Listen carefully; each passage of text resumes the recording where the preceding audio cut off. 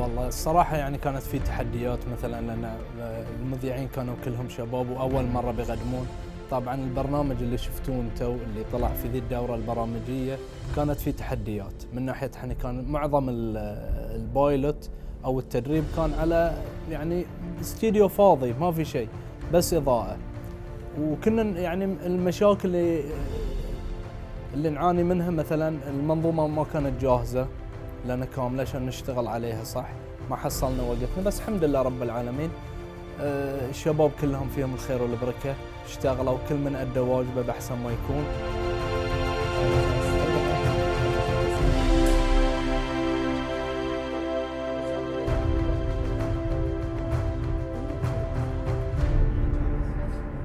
البرنامج أصبح جزء كبير من حياتي لأن أقضي فيه 12 ساعة زين مع فريق عمل طاقم برنامج الراي، وأصبحوا كلهم أزيد من عائلة، أخوان وخوات. نحسها أجواء عائلية يعني عائلية بحتة يعني بكل صراحة. يعني عشت فيه أكثر خلال سنة كاملة أكثر ما عشت مع عائلتي.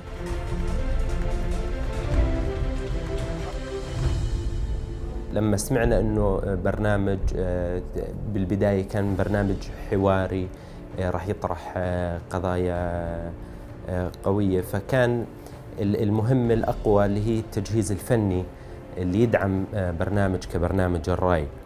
فطبعا كانت تجهيزات من البداية بالديكور، بالإعداد الفني، بالكاميرات، الأحداث.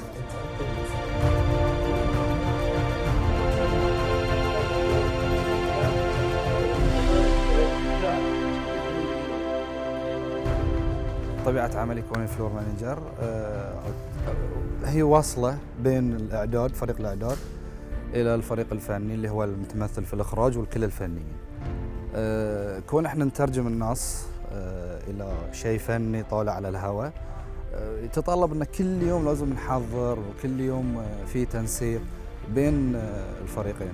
والله يعني الحديث عن النهاية صعب، بالخصوص أنه يعني سيزن كامل غطينا بما يقارب 130 حلقة في برنامج الراي. كانت في لحظات فرح، لحظات سعادة،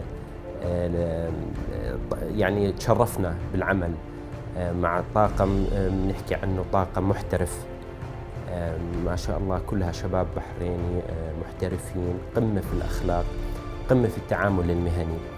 البرنامج بما أنك أخذ كل هالوقت من حياتي أصبح كأنه عائلة زين، والمتنفس الوحيد. يعني الواحد على رغم الصعوبات اللي فيه بس نحس إن إحنا لو ما حضرنا في يوم واحد أو إن صادنا ظرف إن نحس إن إحنا كأن يومنا ما قاعد يمشي بالطريق الصحيح. والله شوف أكثر شيء طبعا احنا في البرنامج هني لأن كل يوم البرنامج يومي وكل يوم احنا معظم وقتنا أكثر من البيت نكون هني، فيعني تكونت لنا أسرة ثانية.